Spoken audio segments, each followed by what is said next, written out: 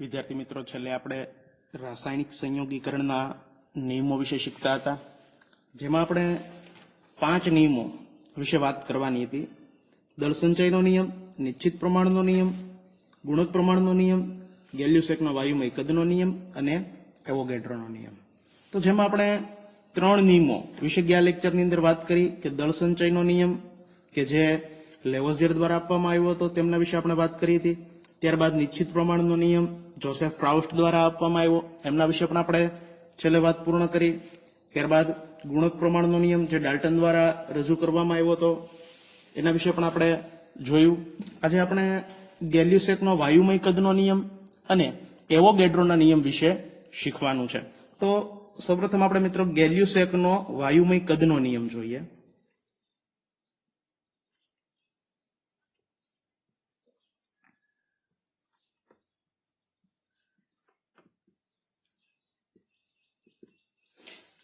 तो 1808 में गैल्यूसेक द्वारा मित्रों आ नियम आपवामां आव्यो हतो, बराबर। अने आ नियममां एणे एवी वात करी, नियम आप्यो एटले एणे कथन एवुं कर्युं के ज्यारे रासायणिक प्रक्रिया दरमियान कोई वायु उत्पन्न थाय छे अथवा तो रासायणिक प्रक्रियामां कोई वायु वपराय छे त्यारे जो वायुनुं तापमान अने दबाण जो मित्रों समान होय, बराबर, तो आ वायुओना कद छे ए निश्चित सादो गुणोत्तर छे ए दर्शावता होय छे, बराबर। जोईए लखीने, खूब समझो, थोड़ो अघरो नियम छे पण व्यवस्थित समझो। तो 1808 में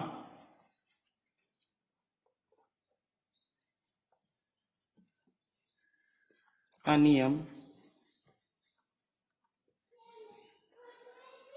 गैल्यूसेक द्वारा आपवामां आव्यो हतो। हवे शुं कह्युं के ज्यारे रासायणिक प्रक्रियामां वायुओ वपराय छे अथवा उत्पन्न थाय छे त्यारे जो वायुओना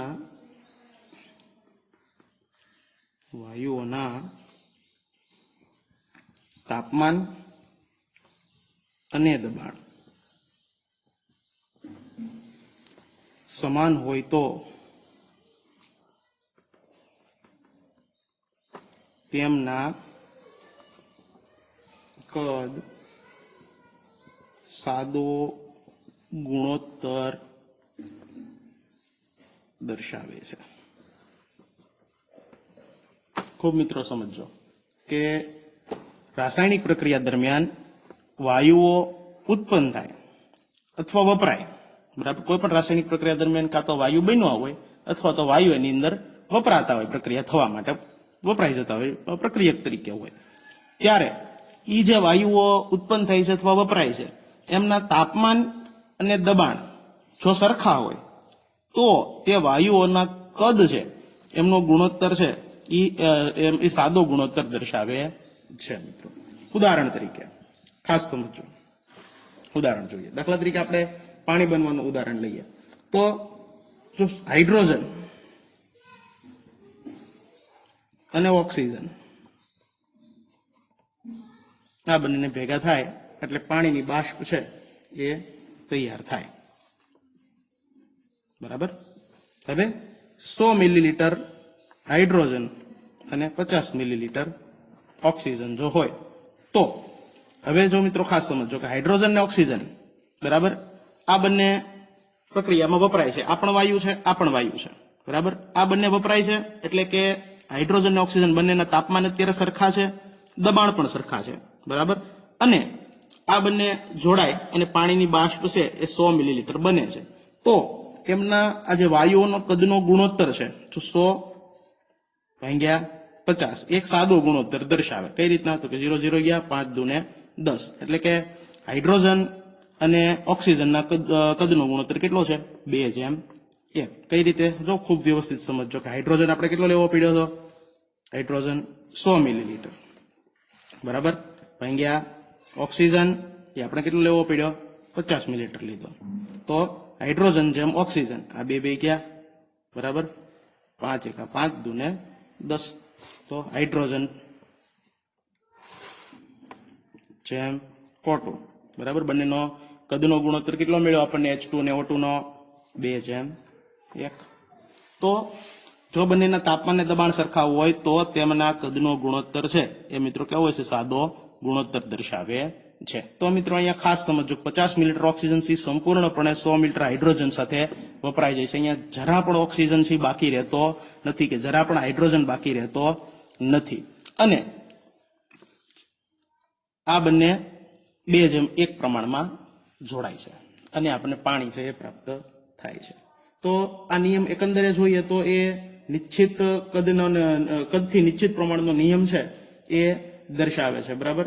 તો ગેલ્યુસેકના કદનો વાયુ સંયોજનના સંબંધમાં પૂર્ણ ગુણોત્તર હકીકતમાં કદથી નિશ્ચિત પ્રમાણનો નિયમ જ છે મિત્રો. તો અગાઉ આપણે સમજાવેલ નિશ્ચિત પ્રમાણનો નિયમ છે એ દળના અનુસંધાનમાં આપણે જોયો હતો.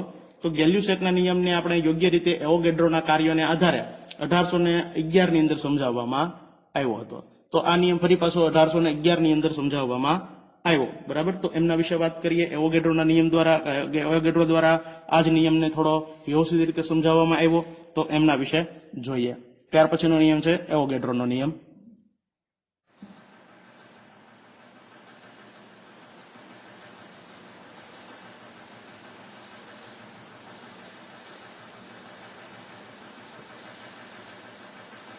એવોગેડ્રોનો નિયમ 1811 માં એવોગેડ્રો દ્વારા આ નિયમ આપવામાં આવ્યો હતો. તેમને જણાવ્યું કે સમાન તાપમાન અને દબાણે વાયુઓના સમાન કદ સમાન સંખ્યામાં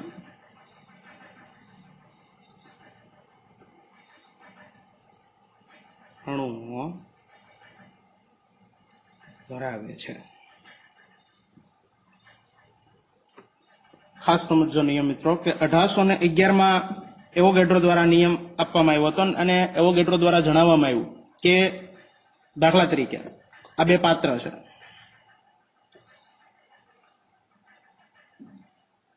બરાબર. એક પાત્રને 1 નંબરનું કહું, બીજા પાત્રને 2 નંબરનું કહીએ આપણે. પ્રથમ પાત્ર છે એમની અંદર કોઈ વાયુ ભરવામાં આવ્યો છે, 2 નંબરના પાત્રમાં પણ કોઈ વાયુ ભરવામાં આવ્યો છે. જે બે સમાન અથવા અલગ અલગ હોય શકે, એવું જરૂર નથી કે બંને સમાન જ હોય. એકમાં ઓક્સિજન હોય તો બીજામાં આપણે કાર્બન ડાયોક્સાઇડ લઈએ અથવા તો ઓક્સિજન લઈએ, બરાબર.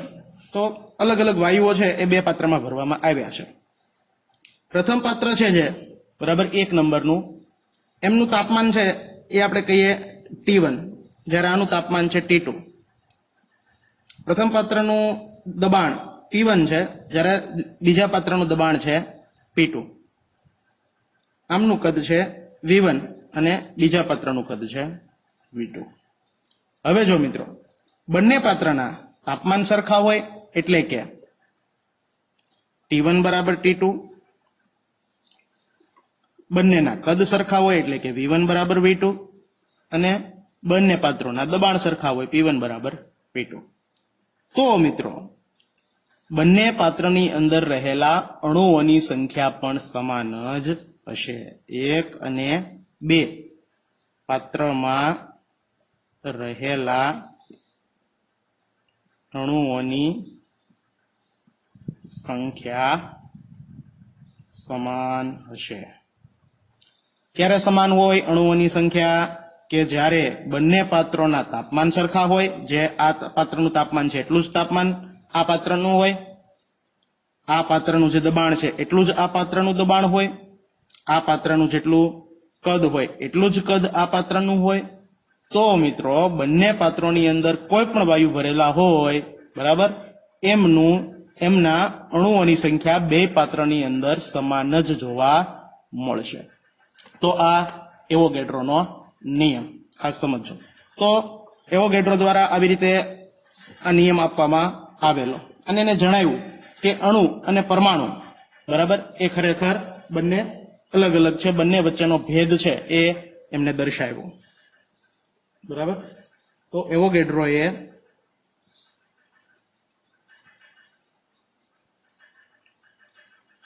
અણુ અને પરમાણુ વચ્ચેનો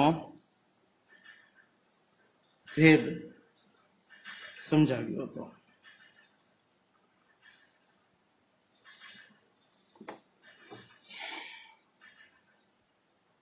તો આપણે આગળ જે પ્રક્રિયા જોઈ, હાઇડ્રોજન અને ઓક્સિજન એમના સંયોજવાથી જે પાણીની બાષ્પ બને તે પ્રક્રિયાનો આપણે ફરી વિચાર કરીએ અને ફરી સમજીએ.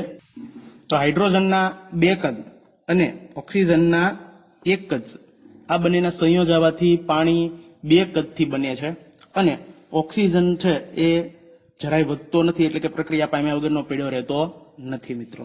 એ આપણે આકૃતિથી પણ આપણે આગળ વાત સમજીએ. હાઇડ્રોજનના 2 કદ અને ઓક્સિજનના 1 કદથી 1 કદ સંયોજવાથી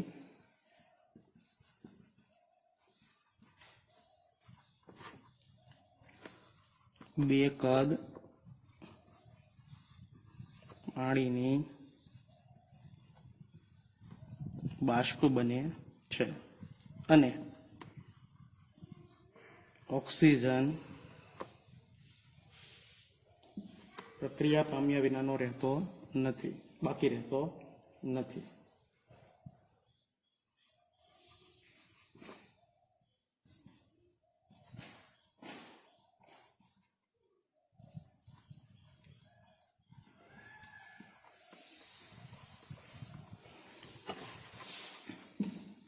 જોઈએ આપણે ઉદાહરણ આકૃતિ દોરી સમજીએ, બરાબર.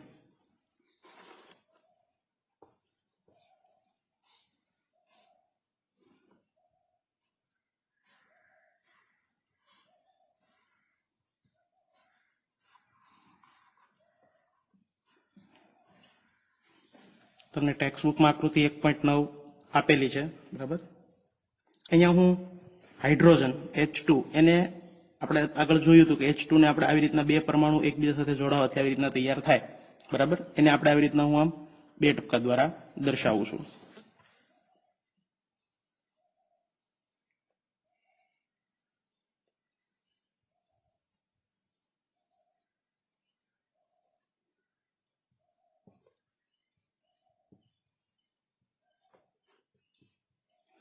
એક કદ હાઇડ્રોજનમાં આપણે અહીંયા 5 અણુ લઈએ છીએ.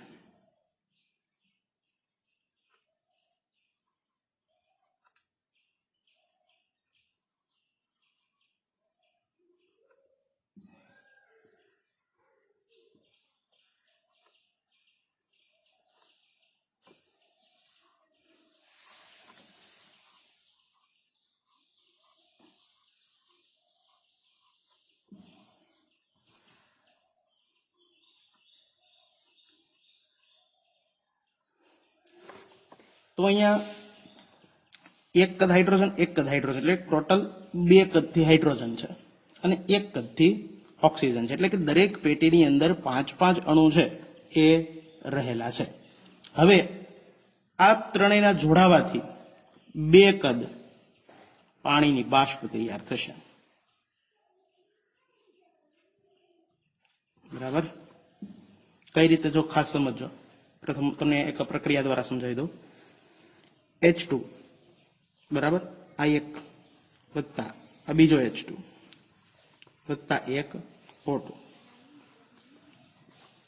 એક H2 એક H2 એક O2 એમના જોડાવાથી બનશે પાણી બરાબર।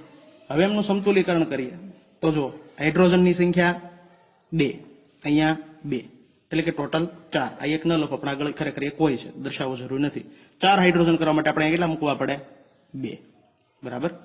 તો 4 હાઇડ્રોજન થઈ ગયા ઓક્સિજનની સંખ્યા 2 તો 2 થઈ ગઈ તો અહીંયા કુલ 2 કદથી હાઇડ્રોજન 1 કદથી ઓક્સિજન સંયોજાય અને પાણી કેટલા મેળવ્યું 2 કદ બરાબર 2 કદથી પાણી તૈયાર થયું 1 કદથી ઓક્સિજન હતો હાઇડ્રોજન 1 ને 1 2 ટોટલ 2 કદથી હાઇડ્રોજન હતા। તો આવી રીતના ટોટલ 2 કદથી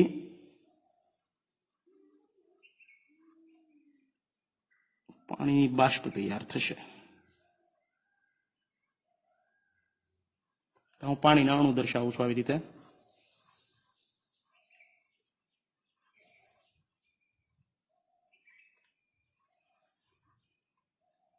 તો ટોટલ 10 અણુ એ પાણીના તૈયાર થશે અહીંયા। તો આ પરિણામ એ મિત્રો એવોગેડ્રો ખૂબ વ્યવસ્થિત રીતે સમજાવી શક્યા હોત પણ એ સમયમાં અણુઓ એ બહુપરમાણવી હોય છે એવું ડાલ્ટન અને અન્ય વૈજ્ઞાનિકો એ સમજવા તૈયાર નહોતા એ સ્વીકારવા તૈયાર નહોતા અને એવું વિચારતા ડાલ્ટન અને અન્ય વૈજ્ઞાનિકો કે હાઇડ્રોજન અને ઓક્સિજન જેવા પરમાણુઓ એ એકબીજા સાથે સમાન પ્રકારના અણુઓ પરમાણુઓ એકબીજા સાથે જોડાય અને ક્યારેય અણુ બનાવી શકે નહીં બરાબર। તો આ જે બાબત છે આ જે આખી સમજાવટ છે જે આપણે અત્યારે સમજ્યા જે ખરેખર સાચી હોવા છતાં એવોગેડ્રોની જે રજૂઆત છે એ મિત્રો ખોટી પડી હતી બરાબર। અને આ જે દરખાસ્ત છે બરાબર એ ફ્રેન્ચ જર્નલ ડી રિઝિડ્યુમાં પ્રકાશિત થયેલી હતી અને સાચી હોવા છતાં પણ એમને કોઈ વૈજ્ઞાનિકો દ્વારા ખાસ ટેકો કઈ મળ્યો હતો નહીં। અને ત્યાર પછી આશરે 50 વર્ષ પછી 1860માં જર્મનીના કર્લશ્રુહે નામના સિટીની અંદર રસાયણ વિજ્ઞાનની જે પ્રથમ આંતરરાષ્ટ્રીય કોન્ફરન્સ સભા મળી હતી બરાબર એમાં કેટલાક ઠરાવ કરવામાં આવ્યા હતા।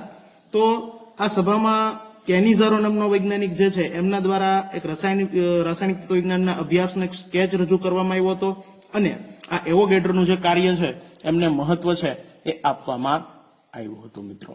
તો આ જે રજૂઆત છે આખી એ સાચી હોવા છતાં એ સમયની અંદર ખોટી પાડવામાં આવી હતી કારણ કે ડાલ્ટન અને અન્ય વૈજ્ઞાનિકો એ આવું સ્વીકારવા તૈયાર નહોતા કે સમાન પ્રકારના પરમાણુઓ એકબીજા સાથે જોડાય અને અણુ બનાવે છે બરાબર। તો આગળ લખીએ અહીંથી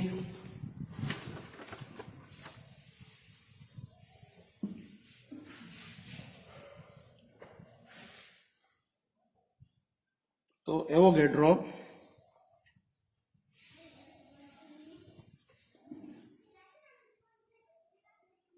ઉપરના પરિણામો ને અણુ બહુપરમાણવીય હોય છે તેમ સ્વીકારીને સમજાવી શક્યા હોત જો હાઇડ્રોજન અને ઓક્સિજન ને દ્વિપરિમાણવીય ગણ્યા હોત।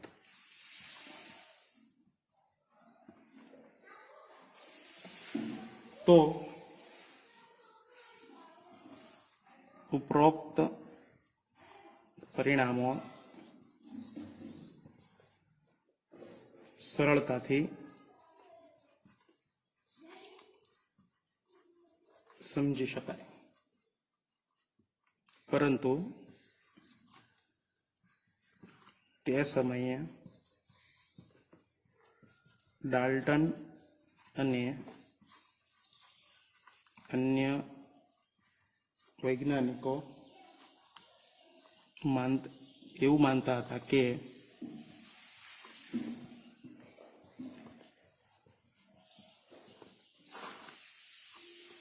એક જ પ્રકારના પરમાણુઓ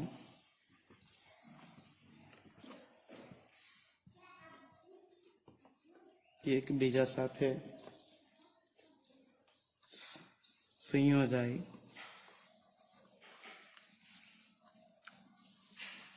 અણુ ના બનાવી શકે.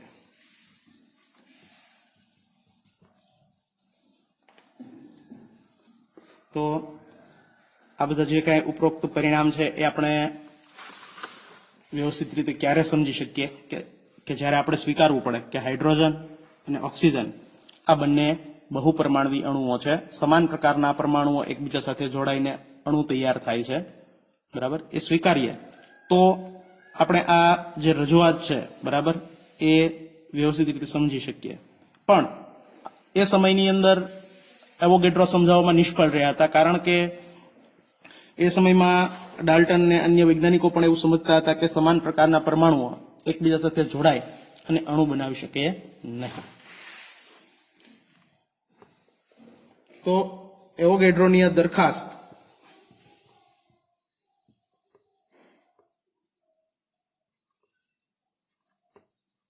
ફ્રેન્ચ જર્નલ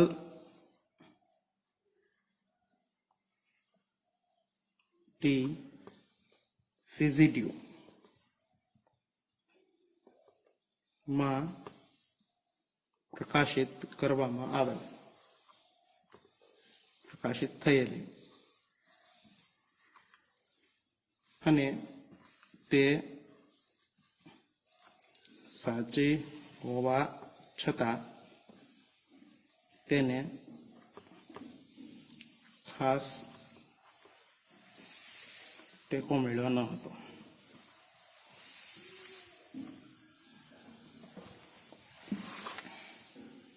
ત્યારબાદ 50 વર્ષ પછી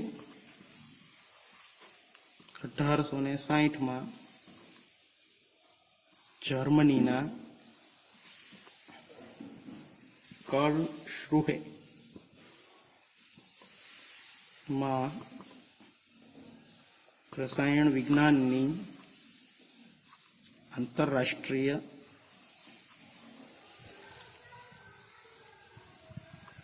કોન્ફરન્સમાં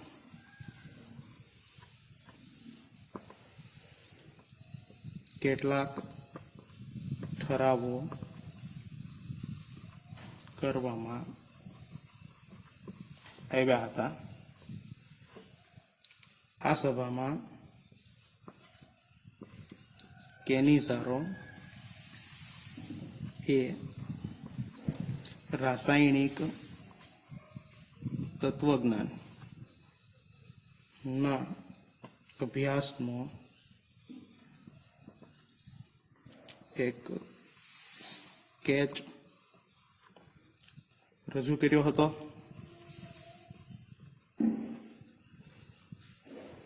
જેથી એવોગેડ્રો ના કાર્યને મહત્વ અપાયું. તો આ એવોગેડ્રોનો નિયમ ખૂબ વ્યવસ્થિત રીતે સમજો, ઘણો બધો મોટો છે, વ્યવસ્થિત રીતે સમજો. બરાબર, સૌપ્રથમ આપણે નિયમ જોયો કે 1811 એવોગેડ્રો દ્વારા નિયમ આપવામાં આવ્યો હતો. શું નિયમ હતો? વ્યવસ્થિત સમજો કે સમાન તાપમાન અને દબાણે વાયુઓના સમાન કદ, સમાન સંખ્યામાં અણુઓ ધરાવે છે. બરાબર, એટલે કે કોઈ બે પાત્ર હોય તો એની અંદર અલગ અલગ અથવા તો સમાન પ્રકારના વાયુઓ ભરી દેવામાં આવે. જો તેમનું તાપમાન, કદ ને દબાણ આ ત્રણેય સરખા હોય, તેમની અંદર રહેલા અણુની સંખ્યા પણ સમાન જ હશે. અને એવોગેડ્રોએ અણુ અને પરમાણુ વચ્ચેનો ભેદ સમજાવ્યો હતો. ત્યારબાદ આપણા હાઇડ્રોજન અને ઓક્સિજનના સંયોજાવાથી જે પાણી બને છે એમની પ્રક્રિયાનો વિચાર કરીએ તો હાઇડ્રોજન એક કદ વત્તા હાઇડ્રોજન એક કદ ને ઓક્સિજન એક કદ, તો એમના સંયોજવાથી પાણી છે એ બે કદ બને છે. તો એવોગેડ્રો ઉપરના પરિણામ જે છે એને અણુ બહુપરમાણવી હોય છે તેમ સ્વીકારીને સમજાવી શક્યા હોત. પણ હાઇડ્રોજન અને ઓક્સિજનને દ્વિપરમાણવી ગણ્યા હોત તો આપણે આ ઉપરની બાબત છે એ વ્યવસ્થિત રીતે સમજી શકીએ, બરાબર. પણ એ સમયમાં ડાલ્ટન ને અન્ય વૈજ્ઞાનિકો આવું સ્વીકારવા તૈયાર ન હતા, જેના કારણે આ એવોગાડ્રોની રજૂઆત સાચી હોવા છતાં પણ તે ખોટી સાબિત થઈ હતી અને એ નિષ્ફળ નીવડ્યા હતા આ બાબત સમજાવવામાં. પણ 50 વર્ષ પછી અંદાજિત એમના જે કાર્ય છે એમને મહત્વ અપાયું હતું, બરાબર. કેનિઝારોના પ્રયાસથી એમના આ કાર્યને મહત્વ અપાયું હતું. તો આ એવોગાડ્રોનો નિયમ આપણે જોયો. તો આપણે રાસાયણિક સંયોગીકરણના 5 નિયમો જોયા હતા, બરાબર, જોયા, જે અહીંયા પૂર્ણ થાય છે. વ્યવસ્થિત રીતે ખૂબ સમજજો મિત્રો. હવે આગળના લેક્ચરમાં આપણે ડાલ્ટનનો પરમાણ્વીય સિદ્ધાંત, આણ્વીય પરમાણ્વીય દળ શું છે, સરેરાશ પરમાણ્વીય દળ શું છે, તેમના વિશેનો અભ્યાસ છે એ કરીશું.